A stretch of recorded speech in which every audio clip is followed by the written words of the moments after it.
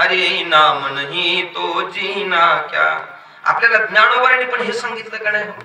तैसे माझे भक्तिवीन जळो तयाचे जियाले पण आणि आगा पृथ्वीवरी पाषाण नसते काही. म्हणून जर एखाद्या भजन करायचं जर नाव दगडूराव असेल, आहे का इथं कोण आहेत का?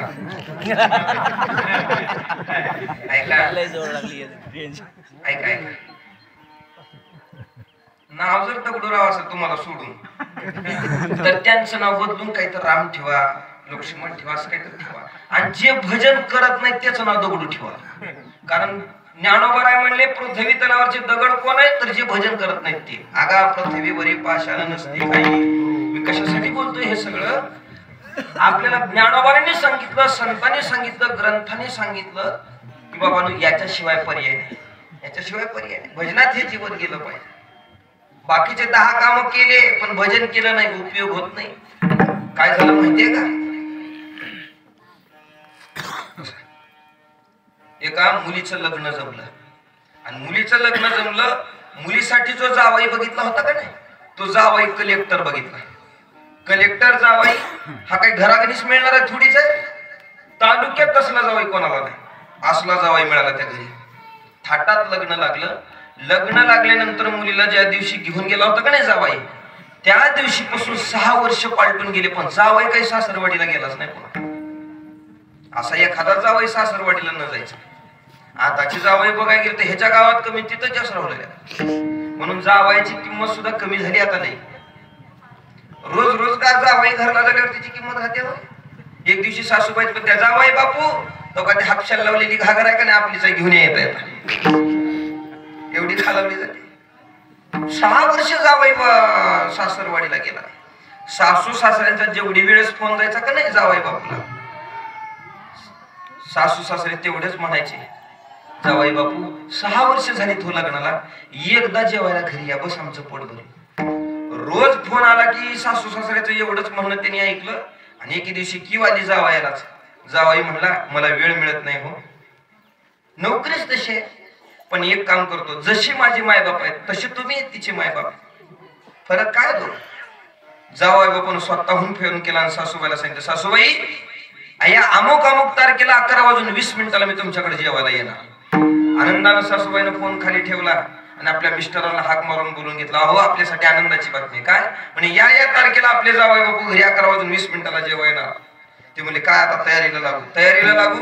आपल्या जावाई बापूच्या पंक्तीला केवळ आपले पाहुणे रावळे बसवायचे नाहीत, मग आपल्याला गाव जेवण द्यायचे म्हणले. त्या दिवशी गाव जेवण देऊ ठरलं. प्रतिष्ठित माणसांना पत्रिका दिल्या म्हणे आमच्या घरी जावाई बापू पहिल्यांदा येत आहेत, सगळ्यांनी जेवायला या. गावातली माणसं तयारीला लागली. आता उद्या जावाई बापू घरी येणार म्हणजे आज रात्रीपासून स्वयंपाकाला सुरुवात झाली. बघा मंडप मारला, सप्त्याला मारावा असा भला मोठा मंडप मारला. रात्रभर स्वयंपाकाला सुरुवात झाली. सकाळी 7 वाजले. 7 वाजल्यापासून काही काही पाहुणे रावळी यायला सुरुवात झाली. 7 वाजता सासूबाईनं जावायला फोन लावला, जावायनं फोन उचलला नाही. 7:30 वाजता केला उचलला नाही. 8 वाजता केला उचलला नाही. 8:30 वाजता केला उचलला नाही. 9 वाजता केला उचलला नाही. 9:30 वाजता केला उचलला नाही. 10 वाजता केला उचलला नाही. 10 वाजता बघू लागलेत मंडपात तर गच्च मंडप भरला. सगळे माणसं मंडपात येऊन बसलेली आहेत. 10:30 वाजले तरी जावाय फोन उचलत. 11 वाजले. 11 वाजल्यावर काही प्रतिष्ठित माणसं आली होती का नाही परिसरातली, ती माणसं शाल श्रीफळ बुके घेऊन आली होती. जावाई बापू आली की पहिला सत्कार आपण करायचा. कलेक्टर आहेत ना, आपण सत्कार करायचा अशी म्हणून काही काही कमानी पशी गेले सत्काराला. कमानी पशी गेले आपण आधी करायचा. 11 वाजले जावाई फोन उचलत नाही. 11:30 वाजले म्हणजे दिलेला टाइम संपून पुढे 10 मिनिट गेले. 11:30 वाजले तरी काही जावाई बापू येत नाही. 12 वाजले. उभा टाकलेले माणसं कटाळले आणि ती म्हणजे येतील तेव्हा उठू बसू तर खाली. कमानी पसली माणसं मंडपात जाऊन बसले पण जावाई बापू काय फोन उचलायला तयार नाही. सासूबाई मात्र अंगणात तन तन तन तन तन तन करू लागली. 1 वाजला. 1 वाजला की फोनची रिंग ऐकू आली. सासूबाईला पळत पळत त्या मोबाईलच्या जवळ गेली. पाहते तर काय जावाई बापूचा फोन आहे. गडबडीने उचलला आणि कानाला लावला. जावाई बापू अरे कुठपर्यंत आले तुम्ही? सकाळपासून माणसं ताटकळीले बिना चहा पाण्याची आलेली आहेत काही काही तर. कुठपर्यंत आला जावाई बापू? जावई बापून सासूबाईला सांगितलं, सासूमाय निघालोच होतो तुमच्याकडे, पण निघता निघता माझ्या समोर एक एवढा अर्जंट काम आलं का नाही, मला पर्याय राहिला नाही, मग येणार नाही, भागून घ्या. सासूबाईनं कानाचा फोन बाजूला केला आणि बिर्रमने एका कोपऱ्यात फेकला. सासूबाई तन तन तन करीत मंडपात आली. मंडपात बसलेल्या माणसाला म्हणली, ए जावई बापू येणार नाही, जीवन घ्या. हा असं म्हणली की लोक पट पट पट पट उठले, चट चट चट चट पंक्ती धरल्या, झटझट जीवन घरला गेली. सगळी माणसं जेवण तृप्त होऊन अगदी मस्त झालेला स्वयंपाक खाऊन घरला गेले. ज्याला जेवढं खायचं तेवढं तर खाल्ले आणि घरला ज्याला पाहिजे ते घरलाही घेऊन गेले. एवढं अन्न सगळ्यांना पुरलं बघा. एकही माणूस मंडपाच्या बाहेर उपाशी गेला नाही, एकही माणूस गेला. सगळी तृप्त होऊन मंडपाच्या बाहेर पडले. सासूबाई आणि सासरे एका कोपऱ्यात बसलेले. निराश झालेला दोघांचा हे चेहरा. दिवस मावळाला काही माणसं मंडप काढायला आलेली, काही माणसं भांडे धुत असलेली. कोपऱ्यातून सासूबाईनं बघितलं आणि सासूबाई आपल्या नवऱ्याला म्हणते, बघा आपल्यासारखं जेवण आजपर्यंत गावात कुणी दिलं नाही. ते म्हणले, होय माय, एकही माणूस मंडपातून उपाशी गेला नाही हो. सगळे अगदी जेवणाचं कौतुक करत होते, सगळी माणसं स्वयंपाकाचं कौतुक करत होते. होय माय, सगळं गाव जेवलं, सगळं झालं बघा. आपल्यासारखं आजपर्यंत कुणी जेवाय घातलं नाही माय, पण एवढं केलं का नाही, जेवढं केलं तेवढं वाया गेलं बघा. मला सांगा, सासूबाईनं हे म्हणणं बरोबर आहे का चुकीचं आहे हो? झोपलेल्या मावशी कसं आहे? सासूबाईचे म्हणणं बरोबर आहे का चुकीचं आहे? बरोबर आहे हो. कस काय? गाव जीवन का फायदा आहे? ज्याच्यासाठी जेवाय घातलं होतं तीच जेवलं नाही. सासूबाईचं पोट एकच जावई जेवलं असतं तर गाव जेवलेलं पोट भरलं असतं. म्हणजे मी कशासाठी बोलतोय, ज्याच्यासाठी प्रयोजन आहे ती त्याच कामाला यावं. जर त्या कामाला आलं नाही तर बाकीचं काही होऊन त्याचा उपयोग होत नाही. तसं हे जीवन प्राप्त कशासाठी झालंय? देवे दिला देह भजना गोमटा, देवे दिला देह भजना गोमटा. आणि त्या कामात न आल्यामुळं तो या झाला फाटा बाधिकेचा. नामदेवांचे एक अभंग आहे, मनुष्य जीवनाची साखळी सांगत असताना, मनुष्य जीवन प्राप्त करण्या अगोदर आपण किती जन्म भोगले याचं गणित सांगताना नामदेवांनी त्याचा शेवट सांगितला बघा. 20 लक्ष येऊनी वृक्षा माझी घ्याव्या, जलचरी भोगाव्या 9 लक्ष, 11 लक्ष येऊनी किड्या माझी घ्याव्या, 10 लक्ष भोगाव्या पक्षामध्ये, 30 लक्ष येऊनी पशुची घरी, आणि मानवा भितरी 4 लक्ष. किती झाले हो? कोणाला माहित आहे कोण मोजले? 84 झाले. आणि नामदेवराय म्हणले एवढी जन्म झाली, मग त्याचा शेवटचा जन्म नामा म्हणे तेव्हा नरदेह या नरा. तो भजनात जर कामाला आला. मनुष्य जीवन प्राप्त झालं. मनुष्य जीवन प्राप्त झाल्यानंतर आपल्या जीवनाची वाटचाल आपल्या मनानं वाटतील असं जर करत असाल तर आपल्या जीवनाला आपण उद्ध्वस्त करून चालू लागले हे मात्र मान्य करा. आपल्या जगण्याला, आपल्या बोलण्याला, आपल्या वागण्याला संतांच्या प्रमाणाचा, संतांनी सांगितले तसा आधार असला तर या जीवनाला किंमत आहे. आपल्याला शास्त्रानं जे सांगितलं त्या पद्धतीनं माणसानं जगावं. आपल्याला भगवंतानं जे सांगितलं त्या पद्धतीनं माणसाचं राहणं असावं, जगणं असावं. आणि संतांच्या ग्रंथांनी ज्या पद्धतीने आपल्याला सांगितलं त्या पद्धतीने आपलं चालणं बोलणं असतं. माणसाच्या जीवनाची वाटचाल जर संतांनी, ग्रंथांनी आणि भगवंतांनी सांगितलेल्या पद्धतीनं जर नसेल तर त्या माणसाच्या जीवनाला किंमत नाही. आणि संतांनी, ग्रंथांनी आणि भगवंतांनी सांगितलेल्या मार्गाने जर माणसाचं मार्गक्रमण नसेल तर ज्ञानोबांची निराशा या शब्दातून आपल्याला स्पष्ट पाहायला मिळते. महाराज म्हणतात, वाज तसे बोंब कोणी नाही ठिकाणी. अरे ग्रंथांनी आपल्याला चांगलं समजून सांगितलंय, शास्त्राने आपल्याला हे सांगितलंय, बाबा नीट राहा, चांगलं बघा, काय करावं, आपली नीतिशास्त्र आपल्याला शास्त्राने सांगितलेलं आहे. पण या पद्धतीने जर आपलं जगणं नसेल तर महाराज म्हणले तुम्ही जन्माला येऊन जीवितवाची हानी केल्यासारखं आहे. कोणी नाही ठिकाणी हरी हरीनं म्हणते तया थोर झाली. आणि सगळ्या शास्त्राचं, वेदाचं जर वेगळा अर्थ बाजूला काढायचा ठरला, सगळ्याचा सार बाजूला काढायचा ठरला तर याच्यातला एकच सार बाजूला निघतो, तो म्हणजे सगळ्या पुराणांना सांगितलेला, ग्रंथांनी सांगितलेला सार बाजूला काढला तर तो एकच आहे, भगवंताला शरण जाणे, भगवंताचं. तुकोबारे म्हणतात का नाही, वेद अनंत बोलीला अर्थ तुकाचे साधिला, विठोबाची शरण जावे, निज निष्ठा नाम घ्यावे. सगळ्या ग्रंथाचा जर सार बाजूला काढला तर त्याचा सार एकच आहे, भगवंताला शरण जाणे. आणि जर जन्माला आलेली माणसं भगवंताला शरण जात नसतील तर ज्ञानोबा म्हणतात तया थोर झाली हानी, त्यानं जन्माला येऊन हानी केल्यासारखा. एक लक्षात ठेवा, आपल्या जीवनाला सुखरूप व्हावं यासाठी माणसं प्रयत्न करत असणारी आपण पाहिलेली आहेत. पण आपलं जीवन सुखरूप करत असताना आपण नीतीनं चालू लागलोय का, शास्त्रानं सांगितलेल्या पद्धतीने आपलं चालू नाही का, याच्याकडे मात्र कोणाचं लक्ष नाही. फक्त एक आहे, आपलं जीवन फक्त सुखरूप झालं पाहिजे. मग बाकी आपल्या धर्माला आपण लाथ मारून चाललो तरी चालेल, आपल्या नीतीला आपण लाथ मारून चाललो तरी चालेल, पण हे जीवन सुखरूप झालं पाहिजे याच्यासाठी बहुतांश सगळ्यांची प्रयत्न चालू आहे. बघा तुम्ही, व्यवहार दृष्टीने माणसं स्वतःचा संसार सुखरूप व्हावा यापेक्षा नाही ते प्रयत्न करतात, पण त्या योगेनं आपण पुण्याला लाथ मारून पाप कमवू लागलो याच्याकडे मात्र कोणाचं लक्ष नाही. ज्ञानोबा यांनी आपल्याला हे स्पष्ट आणि अगदी सोपं कळण्यासारखं सांगितलं का नाही. ज्ञानोबा म्हणतात संसारात ग्रासलेली माणसं स्वतःचं जीवन फक्त सुखरूप व्हावं याच्यासाठी प्रयत्न आहेत, पण पुण्याला धर्माला लाथ मारून नीतीला लाथ मारून त्यांचं चाललंय. ज्ञानोबा तुळशीची या झाडा जो दुरोणी नघा पेशीन तोडा, पण तो द्राक्षाची या बुडा दूधची लावी. ज्ञानोबा सांगतात तुळशीची या झाडा, काही माणसं तुळशीच्या झाडाला फेकून शिंतोडा टाकायचे नाही, पण त्याच माणसाला लक्षात यावं आपण जी द्राक्षाची बाग केली आहे का नाही आपल्या शेतामध्ये, त्या द्राक्षाच्या बागेतल्या द्राक्षाच्या जर बुडाला दूध घातलं तर त्याच्यानं बहर चांगला येतो, आणि बहर चांगला आला की पैसा चांगला येतो. तुळशीच्या झाडाला पाणी घालून का मिळणार आहे हो? बर, त्या झाडाच्या काही सावलीला बसा येते का काय?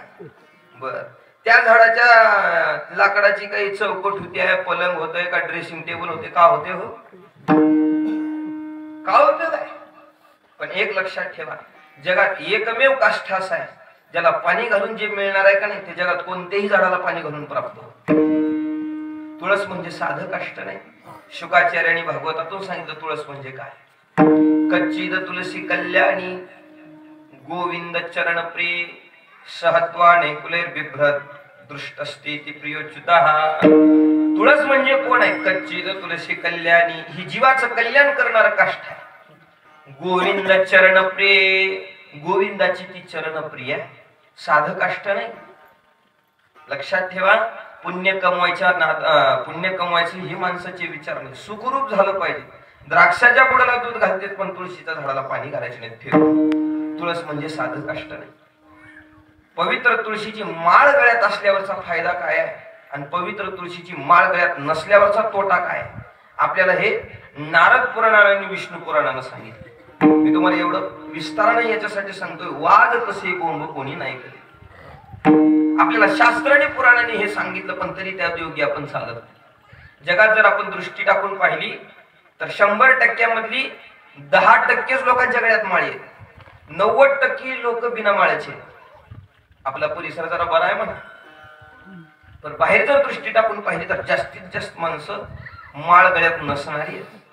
पण एक लक्षात ठेवा, आपल्याला विष्णू पुराणानं सांगितलं ज्याच्या गळ्यात माळ नाही तो माणूस कोण आहे. यत्कंठे तुलसी नास्ती ते नरा मूढ मानसा सुनोविष्टा समम छन्नम जलम च मदिरा समम. त्यानं शिवलेलं अन्न, त्यानं शिवलेलं पाणी कसं, हे सगळं शास्त्रानं आपल्याला सांगितलं. म्हणजे कसं आहे का, ज्याच्या गळ्यात माळ नाही तो माणूस कोण आहे. विष्णू पुराण सांगतात ते नरा मूढ मानसा. मूढ म्हणजे मूर्ख. ज्याच्या गळ्यात माळ नाही तो कोण आहे? बोला की हो तुम्ही काही तर. ज्याच्या गळ्यात माळ नाही तो कोण आहे? मूढ. मूढ म्हणजे मूर्ख. ज्याच्या गळ्यात माळ नाही तो कोण आहे? बोला मूर्ख आहे. आणि मूर्ख आहे म्हणूनच त्याच्या गळ्यात माळ नाही. बघा, त्याच्या गळ्यात माळ नाही तो माणूस मूर्ख आहे. बर, पुढे शास्त्रकाराने आपल्याला असं सांगितलं, सुनोविष्टा समम चान्नम जलम च मदिरा समम. त्यानं शिवलेलं अन्न हे श्वान विष्ठे समान आहे आणि त्यानं शिवलेलं पाणी हे मदिरे समान आहे. त्यानं ज्याच्या गळ्यात माळ नाही त्या माणसानं शिवलेलं अन्न कसं आहे? श्वान विष्ठे समान. आपल्याला श्वान तर चांगलं माहितच असेल आहे का नाही. श्वान म्हणजे नगरसिंह कुत्र कुत्र ज्याच्या गळ्यात माळ नाही त्या माणसानं शिवलेलं अन्न कुत्र्याच्या शी प्रमाण आहे आणि त्यानं शिवलेलं पाणी हे मदिरे समान आहे, दारू समान आहे. म्हणून वारकऱ्यानं कोणाच्या घरी गेल्यावर आपल्याला ज्यानं वाढायलंय, आपल्यासाठी ज्यानं स्वयंपाक केलाय त्याच्या गळ्यात माळ आहे का नाही हे बघत जाऊ. माळ नसणाऱ्या माणसानं जर आपल्याला वाढलं का नाही ताटामध्ये, तर तो अन्न वाढत नसून काय वाढतोय हो, विष्ठा वाढतोय, कुत्र्याची शी वाढतोय तो माणूस. हे त्यानं शिवलेलाचा परिणाम आहे. त्यानं दिलेलं पाणी सुद्धा पाणी नाही, मदिरे समान आहे. माणसानं हे लक्षात घ्यावं. आजपर्यंत कित्येक जणांच्या हातून आपण खाल्लंय, पण ते खाल्लेलं अन्न नसून आपण घाण खाल्ल्यासारखं. हे सांगणं म्हणजे कोणाला हिनवण्यासाठी नाही, हे शास्त्रानं आपल्याला घालून दिलेला नियम आहे. बाबांनो, असं असल्यावर हे पतन आपल्या अंगावर पडतंय, म्हणून माळ असणं गरजेचं आहे. हे सांगायचा आधार आहे त्यांचा, याच्या पलीकडे त्यांचं काय बोलणं आहे लक्षात ठेवा. म्हणून माळ असणं गरजेचं आहे. बघा, माळ नसल्यावरच हे सांगितलेलं तोटा आहे. माळ असल्यावर फायदा काय आहे माहितीये का? आपल्याला हे नारद पुराणानं सांगितलं. माळ असल्यावरचा फायदा काय? झोपलेल्या मावशी झोप नका किंवा माय, माळ असल्यावर काय फायदा होतोय? माळ असल्यावरचा फायदा नारद पुराणानं सांगितला. स्नान काले तुय सांगे दृश्यते तुलसी शुभा सर्व तीर्थेषु स्नानम भवति तेन संशयाः. माळ गळ्यात असल्यावरचा फायदा असा आहे, ज्याच्या गळ्यात माळ आहे त्या माणसानं तीर्थयात्रेला जावंच असं काही दंडक नाही. गेलं तर पाहिजेच, जवळ हे सकळ सिद्ध आहे. हात चालावया पाय तव तू आपुले स्वहित पाहे, तीर्थयात्रा जाय चुकू नको. गेलं तर पाहिजेच, पण शरीर साथ देत नाही. गुडघे दुखू लागले, कंबर वापू देत नाही, पैशाची ताडजोड लागत नाही आपल्या घरी, घरची माणसं बाहेर जाऊ देत नाही. जमना गेले तीर्थयात्रेला जायला, त्यानं जावंच असं काही दंड. मग त्यानं काय करावं? आंघोळीसाठी स्नानासाठी जे पाणी घेतलं का नाही, ते घेतलेलं बकेटातलं पाणी तांब्यात घेतलेलं पाणी ज्यावेळेस अंगावर माणूस ओततो का नाही, त्या वारकऱ्यानं म्हणावं गंगेच्या यमुनेचैव गोदावरी सरस्वती नर्मदे सिंधू कावेरी जलेस्मिन सन्निधी करू. असं म्हणून ते तांब्यातलं पाणी ज्यावेळेस डोक्यावर माणूस ओतून घेतो आणि अंगावर ओतलेलं पाणी ज्यावेळेस तुळशीच्या माळीला स्पर्श करून आपल्या शरीरावर पडतं, त्यावेळेस जगातल्या सगळ्या तीर्थाच्या स्नानाचं पुण्य घेऊन ते आपल्या अंगावर पडतं. सर्व तीर्थेषु स्नानम भवति तेन संशयाः. याच्यात कसल्याही पद्धतीचा संशय नाही. सगळ्या तीर्थाच्या स्नानाचं पुण्य तुळशीच्या माळीला स्पर्श करून पडलेल्या पाण्यानं प्राप्त होतं. हे आपल्याला शास्त्रानं माळ घालावं म्हणून सांगितले. म्हणून माय, एखादी बिनमाळकरी जर माय स्वयंपाक बनवत असेल का नाही, तिनं थापलेल्या भाकरी ह्यात भाकरी नसून काय आहे, विष्ठे समान आहे. म्हणून मोतीराम महाराज म्हणायचे बघा, माळ कुणी घाला नाही तर न घाला, पण घरच्या माईनं आधी माळ घातली पाहिजे. का बरं हो? तर तुमच्या भागात स्वयंपाक गडी बनवतात का बाया बनवतात हो? कसं आहे, बाया बनवतात की नाही, माईसाहेब बनवते. म्हणून आपल्या घरची जर संस्कृती टिकवायची असेल, आपल्या घरचं पुण्य जर टिकवायचं असेल, तर ती जास्तीत जास्त जबाबदारी माईवर आहे. आता काही काही बायाच्या गळ्यात माळी नाहीत हो. तुमच्या भागात बरं आहे म्हणा जरा, कारण मला जायचंय अजून इथं तासभरात. एवढं तातडीनं बोलायची गरज ग्रंथाला संतांना कशासाठीची आहे? सगळ्यांनी नीतीनं वागावं, शास्त्रानं सांगितले असं वागावं ही अपेक्षा. पण एवढं सांगून ही माणसं शास्त्रानं सांगितलेल्या पद्धतीनं वागत नाही.